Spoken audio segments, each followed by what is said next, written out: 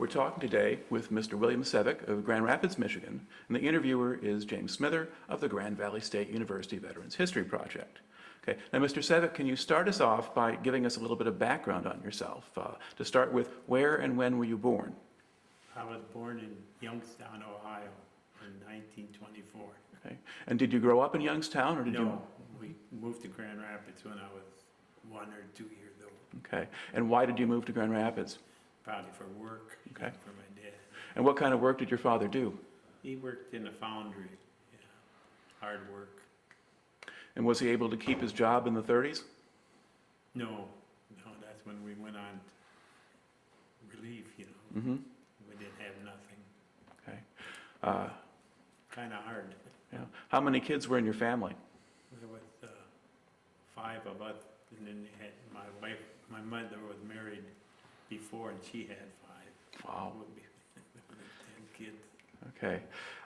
And did your father find part-time work or occasional work sometimes? He found something, now and then, but it was pretty rough. Mm-hmm. And then, were you able to go to school? I went. We lived just about where Butterworth Hospital lived, and we used to go to St. Peter and Paul. You know where that is? I do, actually. I've been there. And that's a long ways to walk. Right. When you're a little kid. Okay. Now, but that's a Catholic school. Yeah. So how were your parents able to afford that? They let us. We didn't pay nothing. Okay. All right. Nowadays it's different. Yeah. Yeah. Okay. But that's the kind of thing that sort of can be different than from now, because today that would be the question. All right. Now, how long did you stay in school? Just the 9th grade. And then, Went to work. okay. And, Folks didn't care if you quit school. okay. What kind of work did you do? I worked in plating. They make bumpers. Okay. And then what year was it then you started work? It was 1941. Okay. So by then, is there a little bit more work because the war industry is building up? And Yeah, I didn't have no trouble getting a job. But all right. The war. Okay. And do you remember hearing about Pearl Harbor? Oh yeah, I remember that real well. Kind of where did you hear or how? We didn't know where it was. Well, Okay. And how did you learn about it? over the radio, yeah. Okay.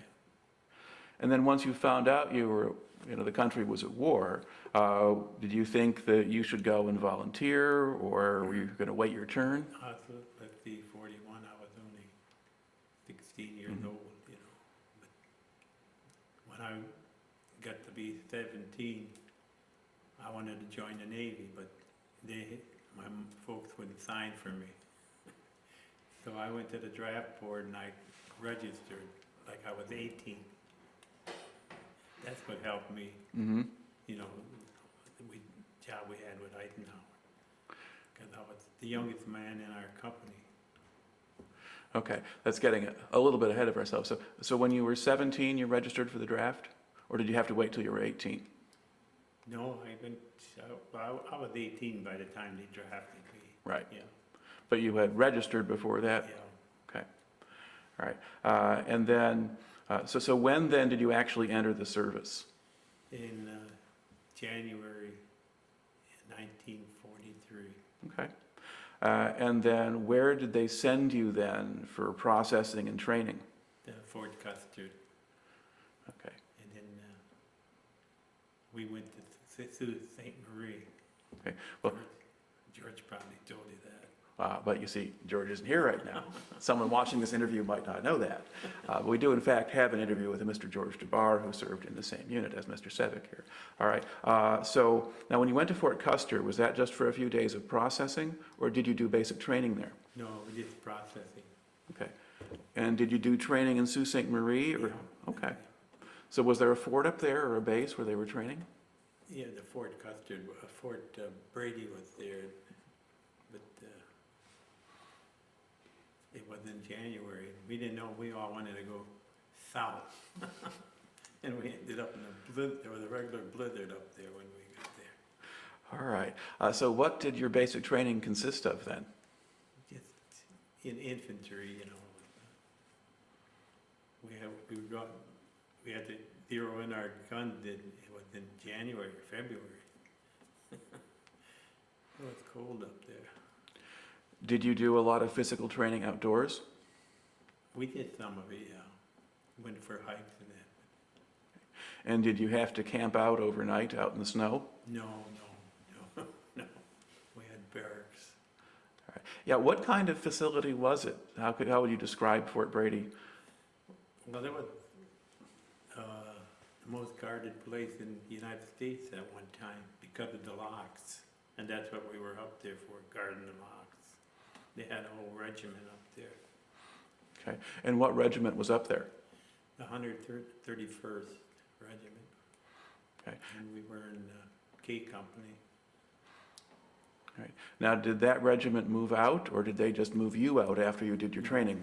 No, our battalion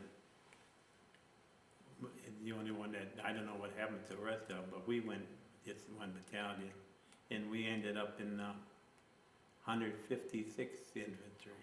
Mm-hmm. We were supposed to go to Africa, but we had trouble with our ship that we were on, and we went into Halifax and got on the Queen Elizabeth. That was a nice ship. Okay. Let's back up a little bit and fill things in here. How long was the basic training? Well, got there in January, and then we left in August. We were all done. Okay. So you had a little bit more than just the regular 10 weeks or 13 weeks or something Yeah. like that. And then did you do guard duty on the locks? We used to do that. Okay. One battalion would go there, stay there for a whole week. And then there were 3 battalions, and they took turns. Mm-hmm. Okay. And did anything ever happen while you were on guard? No, not really. By then, I mean, what level of alert were you on? Did you expect something to happen, or did you think probably not? Every once in a while, they would have they'd probably see a plane or something that wasn't, and even if we were in town, we'd have to get back to the base. And did you spend much time in the town, or were you always on the base? No, we spent some, we had time off. It was a little town, so there wasn't much there. Mm-hmm. All right. And then when they moved your battalion out, what port did you go to first? We went to New York. Mhm. We went to, actually, we were in New Jersey. Right. Camp Kilmer, Camp Shanks, or one of those? Camp Shank. Mm-hmm. Okay. And what kind of boat did they put you on from there? Oh, that was a dandy. The Queen, let's see what the name of it, the Alexander was a troop ship, Everybody got sick on that thing. There was a hurricane out in not right where we were, but Mhm. the waves were, I thought that's the way the waves were supposed to be, so Mhm. big. And everybody got sick on that ship. Okay. And then why did the ship have to go into Halifax? Something was wrong, I don't know, but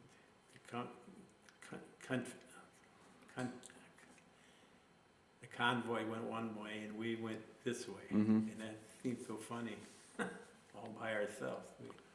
Right. Okay. And then how long did you have to spend in Halifax before you got out of there? I think we probably spent a week there, I'm not sure. Do you have any memory of what you did while you were there? We just stayed on the ship, Mm. and then we had to walk to get on the, Okay. But now you got on the Queen Elizabeth, and was that a better ship to ride on than the first one? Man. Well, it was very good. Nobody got sick on there, and we went all by ourselves, no escort. It went so fast that they didn't have to worry about submarine. Mm-hmm. So how long did it take you to get from Halifax over to England? Probably a week or so. Okay. Sounds about right. And then where did they land you? In Glasgow. Okay. All right. Now, Yes, in Scotland. And then from Glasgow, where did they go send you? We went to Ilfracombe, that's way in the south, England, and we took training for the invasion. All right. What kind of, how would you describe that training? It wasn't no fun. We had 2 guys got killed from, you had to make your own satchel charges, and something went wrong and they blew up and killed them. Now, were you practicing beach invasions or just Yeah, we go in the landing craft and hit the beach. Okay, so you'd actually go out. Now, would you have to load the landing craft on a larger ship and then No, drop down, or what? no, we just got on the landing craft and went out and then Okay. came back. All right, so you didn't have to practice climbing down the nets to jump into the landing craft and No. that kind of thing. Okay. And while you were doing that training, did you get any time to go off the base and go into the village or into London? Yeah, we were stationed right in Ilfracombe. Mm-hmm. Used to go dancing. Yeah, to dance every night. And were you dancing with the local English girls, or were there? English, yeah. Okay. And what did the English men think of that? So you didn't see too many men. Mm-hmm. All right. Now, when you were doing this training, was your battalion the only unit there, or was there the whole regiment or a division? Or? There are battalion, yeah, that we trained in. Mm-hmm. Okay. And about how long did that last? We were there about 2 months, Mm-hmm. and then they shipped us. We went to London. Our platoon was the first one to go. And what was your assignment in London? To guard the 1st Army headquarters. That was like going to heaven. Okay. So tell me, what was that like? What was first of all, what was your job? What were you doing there? We had to, like our buttons and that, they had little rings. We take them off and shine them, you know. And you had to do that every day practically, because they'd get dull in a hurry. So you had to look good? Yeah, you had to dress, yeah, everything was. Okay. So were you just guarding the entrances to the headquarters, or? Yeah, different places in the building there. Mm-hmm. Okay. And did you see any important people going in and out? Oh, yeah, yeah. Who do you remember seeing? I remember right in that place, Doolittle, I remember Doolittle. Mm-hmm. I don't remember. There's a lot of generals there. Right. But, I don't remember. Well, would Eisenhower go there, or? He was, yeah, they had the war room in there. Mm-hmm. And did British generals like Montgomery come in, or did they not show up? I never seen him. Okay. All right. And then so basically from when to when were you based in London? When did you get to London and when did you leave? We got there about the 1st of December, and we stayed there till, well, that was 1943. Mm-hmm. But I did spring of 44. Yeah, Well, were you still there when the D-Day invasion happened? we were in Bushy Park when that happened. Okay. But then we were guarding Eisenhower at that time. Okay. So you switched from 1st Army headquarters over to Eisenhower's Yeah. headquarters. I'll tell you how we got to guard Eisenhower. The King of England, not the King, was Queen Elizabeth's husband. He's not called. Okay, yeah, Prince Philip, yeah. Yeah. He was going to decorate some British American soldiers, and Eisenhower was going to decorate some British soldiers. They picked out a platoon of ours, and I was one of them. George DeBar was in there too. Mm-hmm. And everything went perfect for us. The British had a little trouble because we had an American band. And that's how we got, I think that was the main reason why we got the guy to Eisenhower. All right. And then tell me a little bit about what your life was like in London. while you were living there and you weren't on duty, what were you doing? We used to go to East London a lot. Take the tube Mhm. and go way out East London. There was no soldiers there. So we spent a lot of time over there. And were there pubs there or, Yeah, or movie pubs, yeah, theaters? we'd go to pubs. Hmm. And this one pub we used to always go to, there were a lot of women in there, but you couldn't pick any of them up. And one day, there was a Bobby was off duty. He was in there, and he told that it was a hangout for lesbians. Oh, But that was it. well, they were just making sure you would be well behaved then. Yeah. All right. Yeah, we were there when the butt bombs were starting, yeah. There was something else. And did you ever hear any of them fly over? Yeah, I took a girl to a show one day, and you could hear that butt bomb inside the show. You could hear it. That's how loud it was. As long as you hear them, it's okay. It's when they quit. Okay. And were you ever close to one when it landed? Yeah, when we were ready to go to France, they used to try to knock these butt bombs down, and it was kind of fun watching them, because we know they were heading for London, Mm-hmm. and they hit one, and it come down and landed right near us guys, yeah. We had a trench, I don't know why they built it. Put a trench there anyway, we dove into that thing to get out of the way. Okay. And did it explode when it landed? Hmm? Did it explode when it Yeah, landed? yeah, it exploded. How big a shock was that? Or Oh, that was, made it, I don't know, maybe 30, 40 feet of hole in the ground. okay, all right. And now, when you got the call to go out to Eisenhower's headquarters, did you think that was a good thing, or were you sorry to leave London? Oh, no, that was good. We didn't mind. We ended up in Bushy Park. But you ever heard of Lord Haw? He was a propaganda. Yeah, Lord Haw Haw, the Yeah. Nazi He- propagandist, yeah. He said they were going to bomb headquarters. And one night, it was maybe 2 or 3 in the morning, you could hear the British planes were coming back. They always bombed that night. And all of a sudden, it woke me up. The bombs were coming down. They followed the British plane. And they sound like a train, a big train coming down. How close did the bombs get?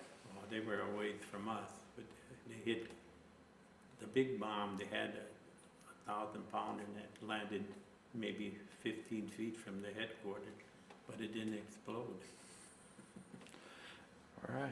They used to put it, they had it up there like a trophy after that. Okay. Are there other particular events or things that happened while you were stationed in England that sort of stand out in your memory? You know, they used to bomb all the time, but I think more people got hurt from the shrapnel than they did from the bombs. Mm-hmm. Well, were they mostly just bombing at night by then? Yeah, Yeah. yeah, they never bombed during the day. And would they send just a few planes at once, or? It was hard to tell, but you could hear them and then they'd be shooting at them. Right. Okay. Now, did you know anything about, the upcoming invasion, about the D-Day thing before it happened? No, at that time, we were in London, we didn't know nothing about the invasion. Okay. And when the invasion then happened, how long was it before you moved over to the continent? It was probably a month, and our platoon was the first one to go over. The George didn't go with us. They were back in, where the heck were they? I don't know anyway. Okay. Now, where did you land then when you went over? At Utah, I think, Okay. yeah. The worst part was at night, we took it about 3 days before we got off the ship. and they bombed that night. You can hear the bombs coming down and that, but you couldn't do nothing, you know. We were glad to get off the ship. Okay. Well, what kind of ship was it? It's Liberty. Okay. And did they have a place to dock, or was it just staying No, offshore? No, you had to, you had to climb down off the ship, and then they had some place to, they had something there to walk on, I don't know. Mm-hmm. Okay. And then once you got on shore, what did Normandy look like to you when you got there? What could you see? You couldn't, there wasn't no dead, there were some dead bodies in the water, you know, they'd come up after so long. But we didn't have much of that, you know. Yeah, if you came in at Utah, you wouldn't have seen as much as you might if you were coming in at Omaha. There was nothing, they only had maybe 10 miles, you know, inland. Mm-hmm. And then what kind of camp or setup did you have then when you landed? We did it in a pup tent.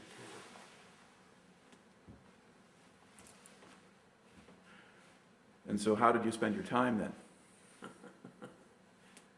We had guard duty, you know. Otherwise, we just laid around. Okay. Now, was Eisenhower still spending most of it, was he now there with you on the continent, or was he still back in London most of the time? He'd go back to London. He had a place to come. If he came, he'd come. We didn't see too much of him at that time. And were you getting much news or much information about what was happening in the battle itself? No, there was some dive bombers that was right near us, and we talked to those pilots, you know, and that's about it. Okay. Now, were you there in Normandy when they started doing the big carpet bombing attacks around Saint-Lô and that area? Oh, yeah. They came right over our head. 3,000 plane bombers. And, you know, that General McNair, he got killed. Right. No, he didn't get killed. But, Well, yeah, actually, he got did. killed. He did get killed. Yes, he did. Yeah, the highest ranking casualty they had over there. Yeah, but a guy from our headquarter company drove him up there. And he said he dove under a tank to get away from the bomb. But yeah, General McNair got killed, and he was the highest ranking officer to get killed. Mm-hmm. All right. Now, did you ever get duties like that yourself? Did you drive people different places, or could you take a Jeep sometimes and go somewhere? No, we can go no place. Now, about how many men were guarding the headquarters? Was it just one platoon, or was there a whole company now? Or? We just had one platoon over there at that time. Then when they broke out, we ended up in Saint Germain. The whole company went up there. Mm-hmm. And then after a while, our platoon went up to GU, that picture with that. Mm-hmm. That was the forward headquarters, and our platoon was the only one up there. Right. George was back in Saint Germain. Mm-hmm. Now, when you were in Saint Germain, were you close to the castle there? There's a big old castle there, or were you just in the town somewhere, or? That's in GU? No, in Saint Germain. No, it was a real nice building, but they had a wall all the way around it. Mm-hmm. I think Rommel stayed there before Eisenhower. Well, there was a high school there that the Germans had taken over as a headquarters, and it was pretty close to the chateau. And I just mentioned that because I taught at that high school many years later. Oh, And it was named for a math teacher who was in the resistance and got killed. Same area. The school was right on top of one of the big German bunkers that was still closed off. Okay. But you spent more of your time in GU because you went on there. yeah, we spent quite a bit that whole winter in GU. Mm-hmm. And then we moved to Reims. Right. The whole company was at Reims at that time. And is that where the headquarters remained until the Germans surrendered? Yeah. Okay, okay. Now, did you feel like you were getting off easy because you were just guarding the headquarters and? Oh, yeah, it was good duty. It was, you know, it was something that you could be proud of, you know. But, But it was safer than being in the front lines. oh, yeah. Okay. How well were you taken care of? I mean, did you get food that was any different from the rest of the soldiers or anything like that? Oh, we had our own cooks and all that. But did you have just regular Army rations? Yeah. Except when we went on a train, I was on 3 train trips. Once we took Eisenhower to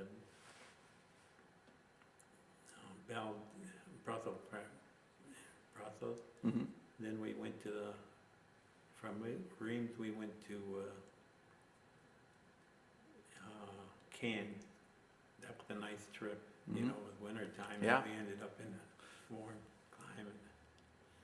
And then the last trip was with Hitler's train to Potsdam, you know, when they had that meeting. Mm-hmm. It was good duty. All right. Now, you spent a fair amount of time in France. What kind of condition was the country in, or what? Could you see evidence that there was a war going on, or? No, there wasn't too much. There was, during the Battle of the Bulge, we were still in Gou, and they used to bomb at the main highway. Every night they'd bomb it. And it was only a couple of blocks away from us, but we didn't have to worry because they were bombing that. Right. And I was on duty one night when they must have hit one of the planes.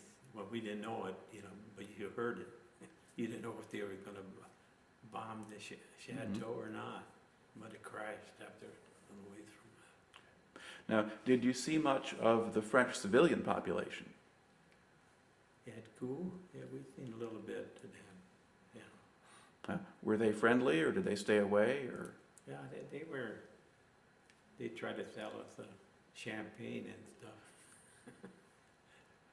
We had pregnated clothing, that way everybody got a set in case that they had gas. Mm-hmm. We would sell that for, give it to them and they give us the champagne. Mm-hmm. All right. Now, did you get to go into Paris?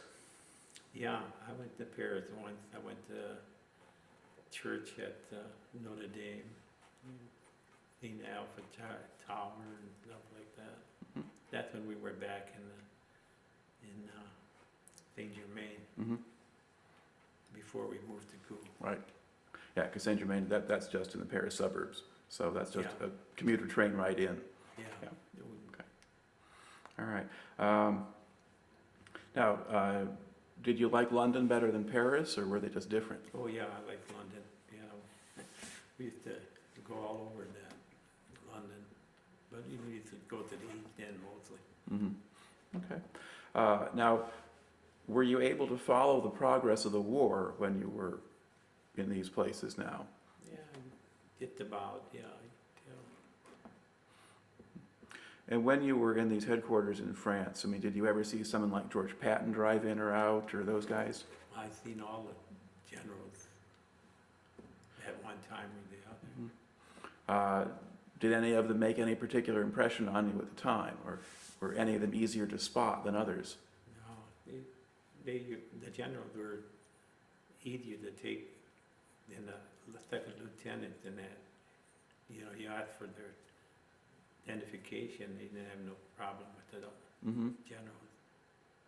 But the junior officers gave you trouble? Well, it did get, you know, they'd come 2, 3, 4 times, and every time you gotta ask them, they didn't appreciate that. That very much. Okay. Now, do you eventually move on into Germany and set up there, or did you just stay back in France and then go home? No, when the war ended, well, the day the war ended, I had the main gate. I remember I had to open it up, and Eisenhower was coming out, and he stopped and gave me some keys to give to Mickey. They was I don't know, he just was a sergeant. Mhm. And that was it. So you didn't go with, but you did ride the train out to Potsdam, though? Yeah, Okay, so you got to go to Germany at some point? yeah, that was in the Russian zone. Mm-hmm. The Russians, they didn't care for us too much. I tried to sell my watch to them. We had to stop for half an hour someplace, and they used to buy the watches, but I wound my watch too tight, and they couldn't hear it, and they wouldn't buy it. But what did they have to exchange for a watch? German marks. Okay, so they had money. You All right. could turn them in, you know. Okay. What do you remember seeing when you went through Germany? Well, we flew Okay. from Reims, our battalion, our platoon Mm-hmm. flew to Frankfurt. Mm-hmm. And then from Frankfurt, you rode in Hitler's train? Pardon? And then you rode in Hitler's train to go to Potsdam? Yeah. Okay, so what was that like? Oh, that would be modern today. Everything was red and black inside. Real nice train. And you go across the bridge, they go real slow because it's so heavy with all that armament on Mhm. it. Yeah, that was good duty.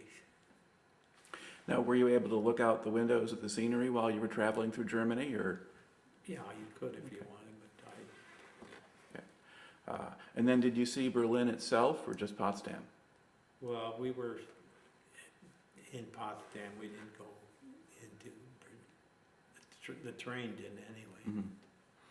Okay, so you didn't really see that much of just war damage or anything like that? Well, there was a lot of damage. You wonder how they could build the cities up again. They were Mhm. so blowing up. And did you see anything of the German people themselves? Yeah, they were. They didn't care too much for us. Did they like you any better than the Russians, or? Oh, probably. I went on when we were in Bad Homburg, that's where Eisenhower was. My buddy got a motorcycle and we went to town. And when we were coming back, he hit a little kid. You know, the kid ran out in front of us. And even today, the women come out and they were crying. I couldn't understand why they were crying because they were Germans. That's how you get brainwashed. Mhm. So it took you a while to figure out that they were people too? Yeah. Yeah, all right. So did you spend some time then just at the headquarters in Germany after the war? Because you were in Bad Homburg. Yeah, let's see, we got there sometime in May, I Mhm. think, or maybe first part of June. We stayed there till November. Yeah, that was pretty nice.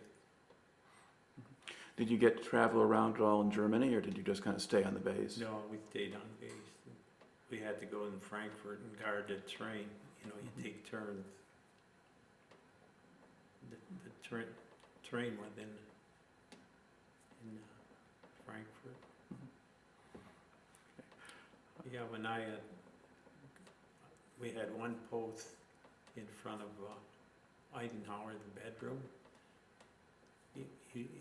It only, when it got dark, then you could, or when he went to sleep, and it was not until if it got light in the morning, you were all done. But they didn't change his guards for a couple more hours. But one night I had that post, and Eisenhower gave us a chair to sit on. And then I had a submachine gun in it. I must have nodded and it fell off my lap. And that marble floor, you can imagine how much noise it made. but they never woke Eisenhower up. He was snoring away. All right. Well, did the gun go off, or did it No, just, no. just rattled on the floor? It just landed on the floor. Probably just as well one of those second lieutenants wasn't around to get mad Yeah. at you there, yeah, right.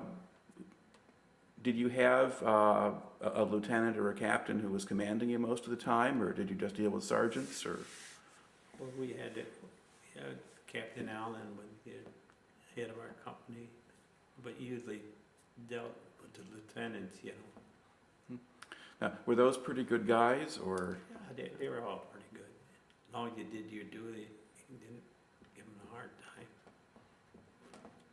Now, were you with basically the same group of guys the whole way through? Yeah, same company. And were these men mostly from the same area? Were these Michigan people, or? No, we had a lot of it from New York. Yeah. There was some from Michigan, and some from Illinois. New York, they're probably. All right. Now, when it came time for you to go home, were the men from the company going home individually? Would they Yeah. get enough points and then go? Yeah, Okay. And did you have to wait longer than most of them, or were you kind of in the middle? I was probably in the middle. It was November when in fact, we spent Thanksgiving on a ship coming home. All right. Now, were you kind of counting down the days till you thought you were going to go home, or did you just wait for somebody to announce something? I just wait. You get kind of used to that. Mm-hmm. I never got a furlough all the time I was in the service. All right. So you get to the end of the time, then in Germany, you get told you get to go home. How do they get you home? So you're in Germany. Where do they Yeah. move you? I think no, I took a train to Antwerp, Mm-hmm. and that's where we got on the ship in Antwerp. Okay. And what kind of ship were you on going back? Liberty. All right. That ship. And how was that trip? That wasn't bad at all. You got used to you didn't get seasick or nothing. Mm-hmm. And then how long did that take? About 5 days, maybe not. So they could just sail straight Yeah, across yeah, now. There was No zigzagging and no convoy. All right. Were there other things that happened to you while you were in France or in Germany that kind of stand out in your memory? well, I remember when we were in Normandy, for some reason we went up close to the front with the artillery. And we were just sitting around. It was like on a high hill. And two airplanes were coming right at us. And I thought they were B-51s because you never seen the German fighters during the day. And they came. If they would have shot, they would have got us for, but they just kept going and they were low, 30 feet off the ground. That's about it. One of our companies lost when we were in England, 15 of them got hit. They were shooting machine guns over our head, and it wasn't our company, it was a different company in a battalion. They got 15 of them killed, I think 9 of them. Now, was that in a training exercise? Yeah. Yeah, okay. They shoot live fire and you have to Yeah. stay down. Yeah. Yeah, we were just sitting down. But like I say, it wasn't our company that got hit, it was other company. All right. Now, by the time you got the chance to go home, were you ready to go home? Oh, yeah. Okay. All right. Now, when you got back to the States, where did you land? We landed in Boston. Okay. And what kind of reception did you get when you got there? Oh, they had a boat coming by and what song were they singing? Haven't been a long time. Remember that? All right. And then did they process you right there? Did they send you No, someplace they else? sent us to Camp Atterbury in Indiana. Mhm. Okay. And then you get to go home from there. Yeah, Okay. Now, what did you do once you got back home? no, I went back to work. Did you wait very long before starting up again, or? Yeah, about 2 months before. I wish I was back in the service when I went to. All right. Then did you stay in that kind of work for a long time, or did you go? Yeah, yeah, I spent the rest of my working days in that. All right. Now, how do you think your time in the service wound up affecting you? Do you think you learned anything from it, or were any different when you came out than when you went in? Oh, I think everybody's just spent at least a year in the service just to get used to that. So what was it about that was good for you? It's discipline. So do you think that helped you when you kind of went back to work or had to do other things? Yeah, I think it did. Okay. And did you learn anything about just dealing with other people or getting along with them? Yeah, you can make some good friends, you know. I still talk to a couple of guys that was in the service. All right. Okay.